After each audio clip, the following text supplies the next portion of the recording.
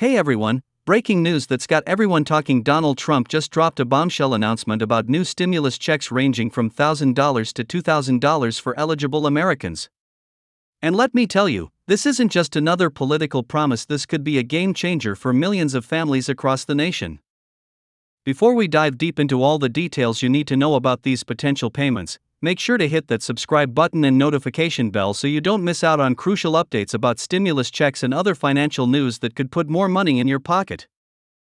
The announcement came during Trump's recent campaign rally in Ohio, where he outlined his economic vision for 2026 and beyond. But here's what you really need to know: these aren't your typical stimulus checks. The proposed payments come with specific eligibility requirements and distribution timelines that could affect whether you'll receive the full $2,000 or the base amount of $1,000. And I know what you're thinking: haven't we seen stimulus promises before? What makes this different? Well, let me break it down for you. First, let's talk about why this announcement is particularly significant in October 2025.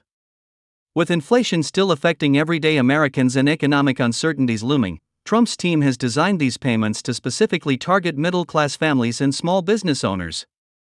But here's the crucial part: unlike previous stimulus programs, this one comes with a unique twist. The amount you receive could be directly tied to your tax contribution history and current employment status. You might be wondering who exactly qualifies for these stimulus checks? According to the proposal, single filers earning less than $75,000 annually would be eligible for the full $2,000 payment, while those earning between $75,000 and $95,000 would receive gradually reduced amounts. For married couples filing jointly, the thresholds are set at $150,000 for the full payment and $190,000 for partial payments. But here's something interesting: families with dependents under 17 could receive an additional $500 per child, up to 3 children. But there's more to this story than just the numbers.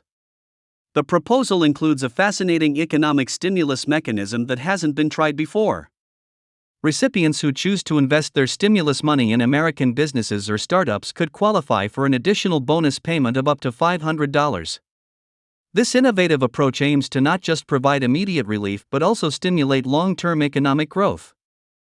The question is, would you be willing to invest your stimulus check for the chance at extra cash? Now, let's address the elephant in the room: how would this be funded? Trump's team has outlined a comprehensive plan that involves redirecting funds from existing federal programs and implementing new revenue-generating measures.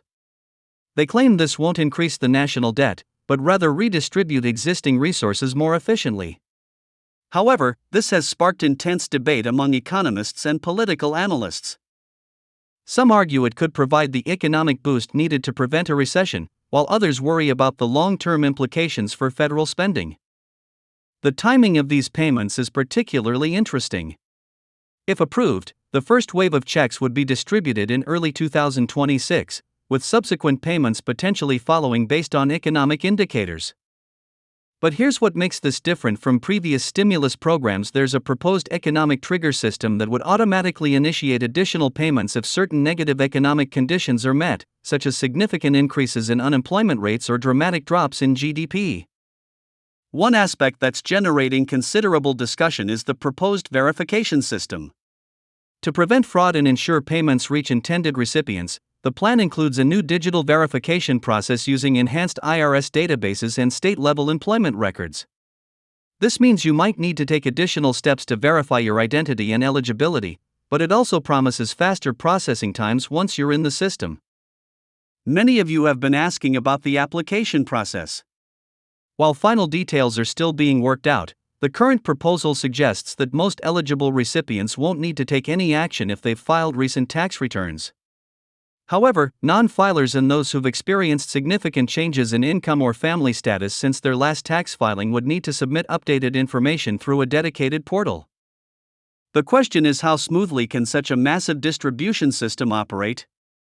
The impact on different demographic groups varies significantly. For instance, retirees on fixed incomes would be eligible for the base $1,000 payment regardless of other income, acknowledging the unique challenges faced by seniors in the current economic climate. Similarly, recent college graduates with student loan debt could qualify for the higher $2,000 payment, provided they meet certain employment criteria. Small business owners are particularly interested in how this proposal could affect them. The plan includes provisions for self-employed individuals and small business owners who've seen revenue decreases in the past year. These entrepreneurs could potentially qualify for both the individual stimulus and additional business support payments, though the exact mechanics of this dual benefit system are still being finalized. But let's talk about the potential challenges and criticisms. Some economic experts argue that targeted relief might be more effective than broad stimulus payments. Others point out that the timing of the announcement, coinciding with election season, raises questions about political motivations. However, supporters counter that regardless of timing, the economic need is real and immediate. The international perspective on this proposal is worth considering. How would such a massive stimulus program affect global markets and the value of the dollar? Some financial analysts suggest it could lead to temporary market volatility, while others believe the focus on American business investment could strengthen the dollar long term. The question remains, how will international markets react to this ambitious economic plan? Looking at the broader economic context, it's important to understand how these stimulus checks fit into the larger picture of American economic recovery. The proposal includes complementary measures such as tax incentives for businesses that increase domestic manufacturing and penalties for companies that outsource jobs. This comprehensive approach suggests a strategy aimed at both immediate relief and long-term economic restructuring.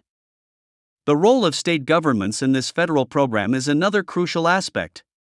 States would have some flexibility in how they implement certain aspects of the program, particularly regarding the business investment bonus payments. Some states are already discussing additional matching funds or supplementary benefits for their residents, potentially increasing the total stimulus amount available to qualifying individuals. Privacy concerns have been raised regarding the new verification system. How will personal data be protected? The proposal outlines enhanced security measures and strict data handling protocols, but some privacy advocates are calling for additional safeguards. The balance between efficient distribution and data protection remains a key point of discussion. For those concerned about the impact on inflation, the proposal includes several anti-inflationary measures. These include gradual payment distribution schedules and restrictions on how business investment bonuses can be used. But the question remains, can these measures effectively prevent stimulus-induced inflation? The proposal also addresses some unique situations. For instance, what about Americans living abroad? According to the current plan, they would be eligible if they meet the income requirements and maintain U.S. residency for tax purposes. Similarly, provisions are included for military personnel stationed overseas and their families. The impact on local economies could be significant. Previous stimulus programs have shown that local businesses often see increased activity following payment distribution. This proposal aims to amplify that effect through the business investment bonus structure, potentially creating a multiplier effect in local communities. As we approach the potential implementation date, many are asking about preparation steps.